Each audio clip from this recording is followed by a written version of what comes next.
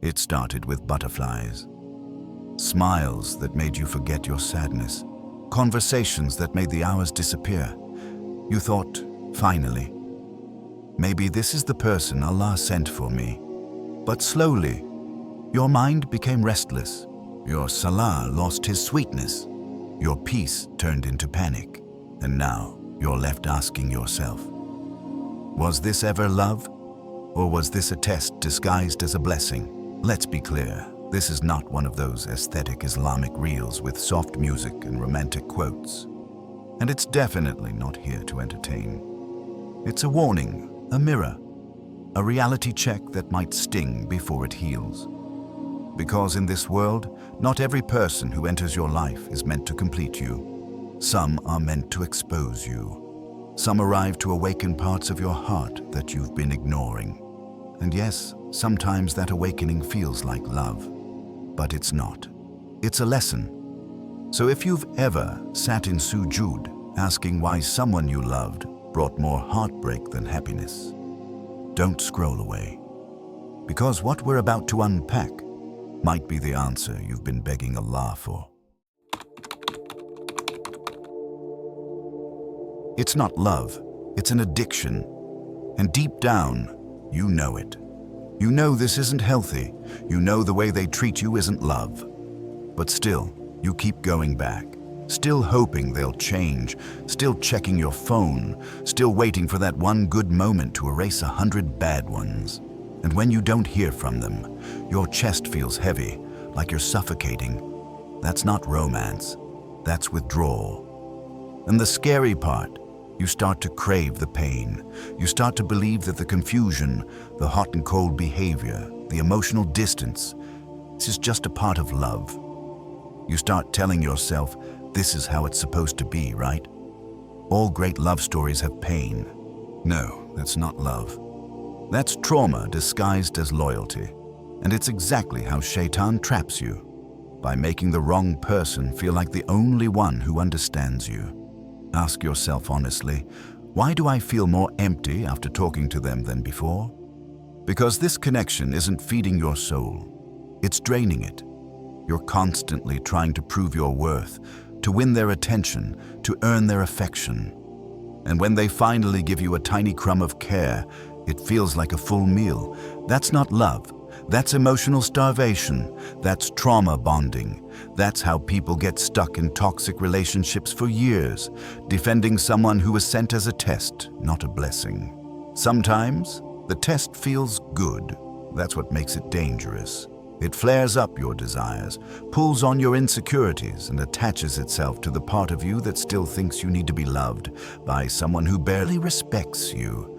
But Allah doesn't want you to live off scraps. He wants you to heal, to rise, to seek relationships that honor your dignity and protect your Deen. And if you're stuck in something addictive, remember this hard truth. Anything that replaces your dependence on Allah will eventually break you. Why? Because it was never built to carry your soul. Only Allah can. The Prophet Muhammad sallallahu alaihi wasallam warned us, you will be with those whom you love. Let that sink in. Because the person you obsess over, cry for, and chase despite the red flags, if they're leading you away from Allah, if they keep you in sin, if they block your peace, then you have to ask yourself, do I want to be with them in the next life too? Addictions always come with a cost, and sometimes that cost is your hereafter. So break the cycle. You're not weak, you're just wounded. But healing doesn't start when they change. It starts when you stop needing them to. You can't explain it. There's no loud argument, no betrayal, no clear-cut reason to leave.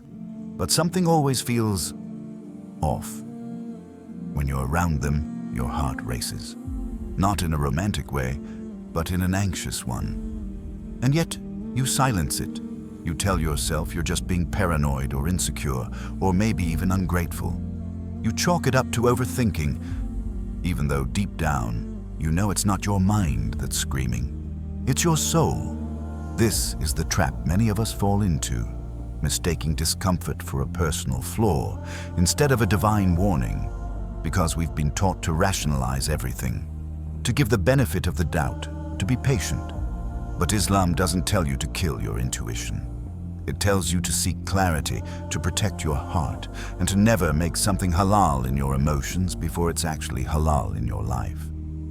People ask, but how do I know the difference between baseless waswasa, whispers, and an actual warning sign?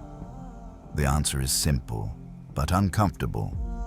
Waswasa leads you to doubt Allah. Intuition leads you to question people, and if someone constantly makes your heart feel like it's in survival mode, they are not a blessing. They are a test, testing whether you'll keep ignoring what Allah is trying to show you. Sometimes your unease isn't coming from fear of the unknown. It's from being too close to something that's secretly draining your iman. You may laugh with them, you may look happy in your photos, but when the night comes, when the filters are gone and it's just you, your pillow and your thoughts, you feel distant from Allah. You feel hollow. That's not just sadness. That's your fitra trying to breathe. And yes, people will call you dramatic. They'll say you're being too sensitive or relationships are never perfect. But let's not confuse trials with traps. Allah does not send someone to you just to make you doubt your worth, your purpose, and your place in this Deen. If peace is always missing, so is the blessing. The Prophet Muhammad ﷺ said, consult your heart. Righteousness is what reassures the soul. Look at that. He ﷺ didn't just say consult the Qur'an or the people of knowledge, although those are essential. He ﷺ said your heart, because deep down you already know. Allah designed it that way. He gave you something more reliable than red flags. He gave you a gut feeling that gets louder the more you try to suppress it. So here's the real question. Why do you keep silencing the alarm? Maybe it's because you're scared this is the best you'll ever get. Or maybe it's because you've confused being chosen with being used. Either way, understand this. When your gut is constantly uneasy, that's not overthinking.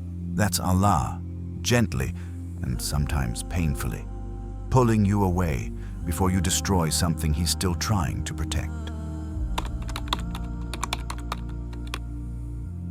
They didn't destroy you, they didn't break you, but they did something far more dangerous. They exposed parts of you that you weren't ready to face. That jealousy you buried, it surfaced. That insecurity you thought you'd healed from, it cracked open. That need to be chosen, even at the cost of your dignity. It played out silently every day you stayed. Some people aren't meant to complete your heart. They're meant to confront it. And this is where most of us misunderstand the nature of a test from Allah. We think it will always be loud, painful, or clearly wrong.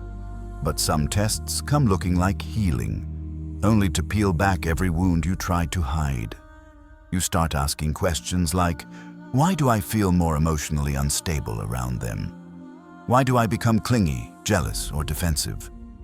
Why does their validation feel like oxygen, even when I know they're not right for me? These aren't random emotions. These are spiritual mirrors. Allah sends certain people not to bless your life, but to reveal what you've buried in it. That's how Allah purifies you, not by giving you comfort, but by confronting your illusions. If a person brings out the worst in you, even while calling it love, they may not be your soulmate. They might just be your awakening. And sometimes that's a mercy. Because how else would you know what still needs work? How else would you realize that your worth was tied to being liked, or chosen, or pursued? How else would you understand that your heart still has dependency issues? Not on a person, but on the idea of being needed. It's easy to say, I trust Allah. But then Allah sends someone who triggers your ego, your fears, your weaknesses, and suddenly your peace is hanging on their text message. That's not love. That's an emotional exposure. And if they can control your happiness without ever offering real security, then no, They weren't sent to complete you. They were sent to rebuild you through breakdown. Allah says in the Qur'an, "And we will surely test you with something of fear and hunger and a loss of wealth and lives and fruits. But give good tidings to the patient." Notice something. Fear is mentioned first, because not all tests come through loss. Some come through emotional chaos.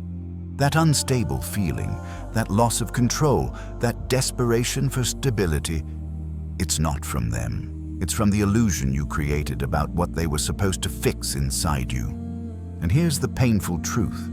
If their presence makes you forget who you are, then their role in your story is not to build a future. It's to clean out the past. They were the storm that showed you where your house was leaking. And that, too, is a blessing in disguise. So before you call it love, ask, is this person making me better for Allah or more dependent on them? It's strange how fast some people vanish when the lesson is over. One day they're everywhere, in your thoughts, in your phone, in your future plans. The next day, silence, like they were never even real. And that silence, it's not always punishment. Sometimes it's protection. Sometimes it's Allah wrapping up the test because you finally understood what it was trying to teach you. This is one of the clearest signs that someone was a test, not a blessing. They leave the moment you grow. Not after years, not after peace, but after your awakening. The second you reclaim your worth, the second you choose Allah over them, the second your heart whispers, "I deserve better," they vanish, almost like they were never meant to stay once the job was done. And deep down, you probably saw it coming, because the foundation was always shaky. 1 foot in, 1 foot out. A relationship based on temporary highs, not long-term peace. A friendship that drained you more than it fed you. A connection that only survived when you were too scared to let go. But the moment you stopped begging, they stopped showing up. Ask yourself this. Why did they only stay when I was weak, confused, or dependent? It's because their purpose in your life wasn't to build with you. It was to build you. Through pain, through detachment, through the kind of silence that forces you to go back to the one who never leaves. Allah does this out of mercy, because if some people stayed longer, they would destroy you in ways you wouldn't come back from. That temporary heartbreak, that was better than permanent damage. That sudden exit, that was your rescue plan. And even if it hurt, it healed the part of you that still believed you needed them to feel whole. The Prophet Muhammad sallallahu alaihi wasallam said, "You must know that what missed you could not have hit you, and what hit you could not have missed you." So if someone walked away the moment you became stronger, let them go. If they disappeared when you started healing, take that as your confirmation. They weren't your destiny. They were your detour, a necessary one, but never permanent. And no, it doesn't mean you failed, it means you passed. Because Allah doesn't let a test end until the lesson is complete. And if their absence finally gave you peace, that was the real reward all along.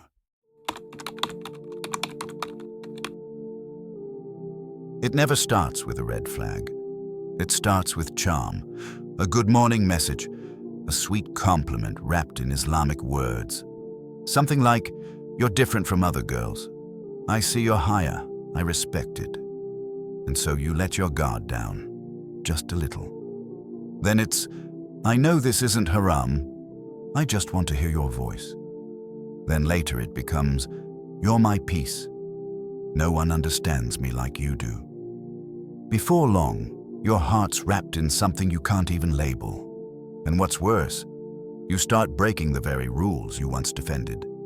Quietly, slowly. And then one day you catch yourself justifying what you never would have tolerated from someone else. This is how it works. Shaitan doesn't make you leap into disobedience. He makes you slide into it. Guilt becomes softer. Your standards become flexible. And the person you're doing it for, they always seem to have a reason. If you really loved me, you wouldn't hide things. What's wrong with just hanging out once? We're not doing anything bad. Here's the question you probably never stop to ask. If love requires me to betray my values, is it really love? Or is it a lesson dressed up as affection? Ask anyone who's fallen into this cycle, and they'll tell you there's a silent pain in knowing you're doing things for someone that make you feel further from Allah. But you keep doing it because they've convinced you that it's all part of being modern Muslims, or this is just the new normal. No, this is not normal. It's spiritual sabotage. And the scariest part is how normal it's become, especially in universities and schools. There are entire friend circles where things like talking stages and halal flirting are considered harmless. Hijabis being pressured to remove it just for one party. Brothers being told, "You're too uptight, loosen up, don't be boring." Boundaries mocked, principles twisted, all in the name of connection. But connection without conviction is corruption, full stop. A person who truly fears Allah will fear crossing your line. They'll fear putting you in a position where you have to choose between pleasing them and pleasing your Creator. And if someone is constantly nudging you, emotionally blackmailing you, or guilt-tripping you into breaking your own limits, no matter how sweet they act, that person is not a blessing. That's a test with glitter on top. Let's flip the question. How do you know if someone's genuine?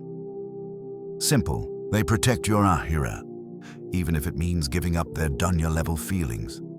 They remind you of who you were when you were closest to Allah, not who you became while craving their attention. Now someone might ask, but what if they're genuinely struggling too? What if we're just helping each other through a dark time? There's a difference between being a support system and being a shroud. If you're helping each other become better Muslims while maintaining respectful boundaries and no secrecy, alhamdulillah, that's a good sign. But if you're both sinking, both slipping, and both silently normalizing what you once knew was wrong, then you're not helping each other. You're just dragging each other down, slowly and politely. And that's one of the scariest types of tests, the ones that feel like comfort but lead to corrosion. Allah reminds us in Surah Al-Furqan, "And the day the wrongdoer will bite on his hands in regret. He will say, 'Oh, I wish I had taken with the messenger away. Oh, woe to me. I wish I had not taken that one as a close friend.'" That regret won't come because the person wasn't funny or charming or generous. It'll come because of how they reshaped you, because of how your standards changed to please them, because they made you lower your gaze, not in modesty, but in guilt. One sister once shared how she entered a relationship thinking it would lead to marriage. She compromised more than she ever thought she would, thinking it was just temporary. She lost her haya, she distanced from her Deen, and then he left. Just like that. And she was left rebuilding not just her heart, but her entire self-respect. Because the truth is, it's not always shaitan whispering. Sometimes it's a person pretending to love you while slowly pulling you away from everything you used to stand for. So here's the painful truth that many people avoid. Some people don't destroy you overnight. They do it in gentle ways, with kind words, with romantic talk, with halal intentions that never reach nikah. And in the end, they leave you worse than they found you. If someone's presence in your life constantly forces you to explain away your guilt, ignore your conscience, and betray your principles, then it doesn't matter how in love you feel. That's not a soulmate. That's a wake-up call, and maybe the test wasn't them. Maybe the test was how much of yourself you were willing to lose, just to keep someone who was never written for you. Some of us are so deep into denial, we'll keep trying to pry open a door that Allah has already locked, sealed, and warned us to walk away from. But we tell ourselves, maybe if I try a little harder, maybe if I pray a little more, maybe this time they'll see my worth. And before we realize it, we're not making dua anymore. we're making demands. Not asking for what's good, but begging for something Allah might be protecting us from. And let's be real. Some people do look like a blessing in the beginning. They say all the right words. They show up with charm, with attention, maybe even with Islamic appearances. But when the masks start slipping, when things start falling apart, when the sins start piling up, you don't just leave. You panic. You go into survival mode, trying to fix something that Allah might be trying to remove from your life. Because if you're being honest, it's not just the person you're holding on to. It's the idea, the fantasy, the belief that this one person will finally bring you peace. But that's the trap. When your heart depends more on someone's presence than Allah's wisdom, even heartbreak becomes a form of mercy. Because Allah will never let His servant stay chained to something that keeps them away from Him. Sometimes He'll block every message. Sometimes He'll end it with betrayal. Sometimes He'll let you see the truth in the ugliest way. Not to punish you, but to wake you up. And yet, even then, some people still go back. Still chasing the same wound that's been bleeding them dry. Still hoping to finish a story Allah already closed. But here's the hard truth. If you have to force it, beg for it, cry for it, and compromise your deen to keep it, it was never written for you. Let go. Not because it's easy, but because Allah is more merciful than your emotions. And what Allah writes for you will never come through deception, sin, or force. A man once asked the Prophet Muhammad sallallahu alaihi wasallam, "Shall I tie my camel or trust in Allah?" The Prophet Muhammad sallallahu alaihi wasallam said, "Tie it and then trust in Allah. Do your part. Make your dua. But if the signs keep breaking your heart, if Allah keeps showing you red flags, if the door slams every time you open it, trust that's not rejection. That's protection. You're not losing a blessing. You're being freed from a test."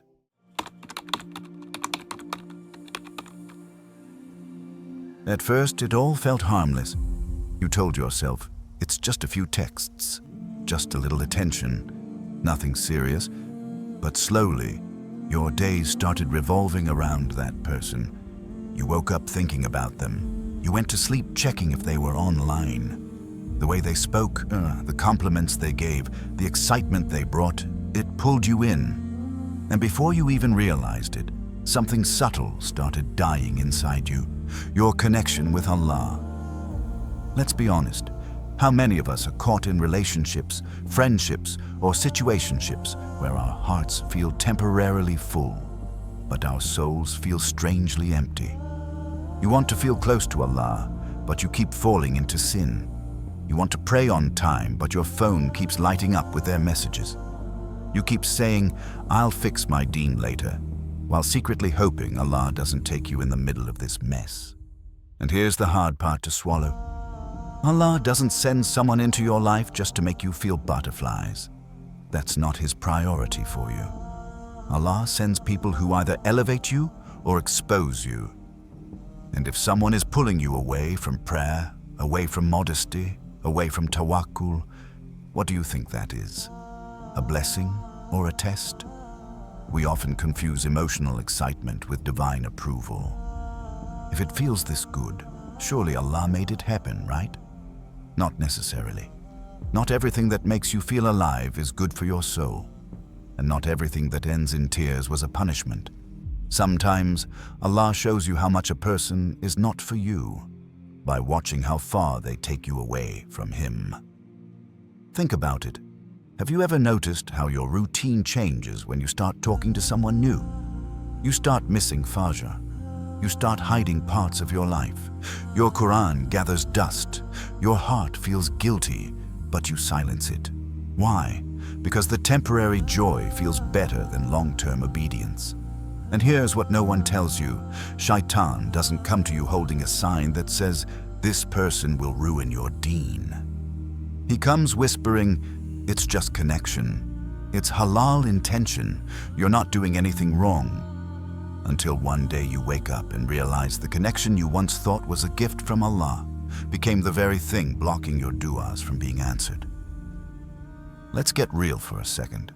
How many girls in college start off with good intentions, focused on their studies and Deen, but then a charming guy enters her life, praises her hijab, shares Islamic quotes, and slowly makes her feel like they're spiritually aligned. And before long, her hijab slips, her limits blur, and her prayers become robotic, if not entirely forgotten. And for brothers, the story's no different. He starts off committed, focused, but then meets someone who compliments his voice, laughs at his jokes, and makes him feel seen. And suddenly, the Qur'an is closed, the masjid visits stop, and modesty becomes a side thought.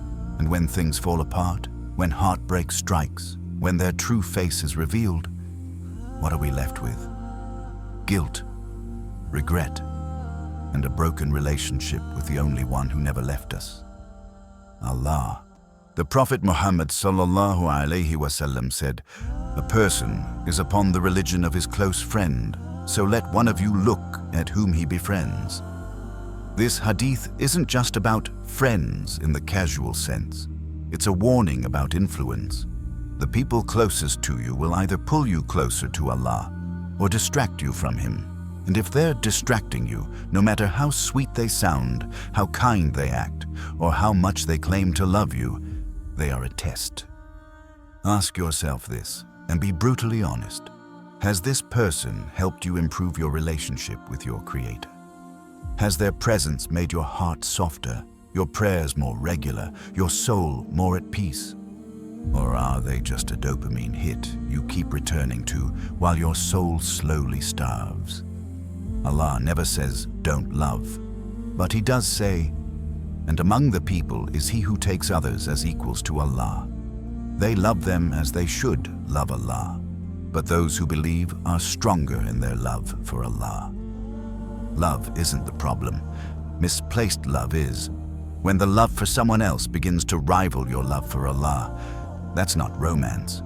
That's a test. And here's a truth most people won't say out loud. Sometimes Allah lets you fall for the wrong person, so you finally learn what it feels like to be pulled away from Him. Not because Allah hates you, but because Allah wants you to come back stronger, wiser, more purified.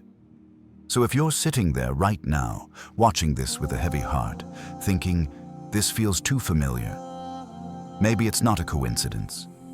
Maybe this moment, this reminder, this painful realization is the blessing. Not the person, but the wake-up call. It's time to ask, am I more connected to Allah because of them, or more distant? Because no one, no matter how beautiful, how sweet, how meant to be, should cost you your akhirah. And if they're costing you your peace, your prayers, your purpose, then no matter how much your heart cries for them, your soul already knows. This was never a blessing. It was a test. Let's pause for a moment and be honest with ourselves. How many times has Allah shown us signs, but we ignored them? How many relationships, friendships, or situations felt wrong in our gut, but we forced them anyway? Thinking, this must be a test I'm meant to pass, instead of realizing it was a test we were meant to walk away from. Islam does not ask us to become paranoid or start labeling people as evil the moment they hurt us. That's not tawakkul. That's trauma. What Islam teaches us is balance. You trust others with kindness, but you trust Allah with your heart, because people will fail you. Shaitan will whisper, but Allah, He will never mislead you. The Prophet sallallahu alaihi wasallam said, "You will never give up something for the sake of Allah, but He will replace it with something better." And that's the mindset we need to walk with. If someone keeps dragging you into sin, if they're distracting you from prayer, pulling you into haram, manipulating your emotions, or just making you feel smaller every day, stop calling it love or destiny. Call it what it is, a test, and then pass it by letting it go. Because the people who are truly blessings in your life won't confuse you, won't pressure you, and won't lead you away from Allah. They'll make your faith stronger. They'll bring you peace, not pain. They'll fit your life without you having to lose yourself. So if this message hit you deep, if you know there's someone in your life who might not be a blessing but a test, I want you to pause right now and whisper this dua sincerely from your heart. Ya Allah, remove whoever is not written for me. And if you felt that, comment it below to remind someone else they're not alone. And before we go, like this video, if it gave you clarity, share it with someone who needs the reminder and subscribe for more content that protects your heart and strengthens your iman. Because sometimes the biggest gift Allah gives you is a door that closes.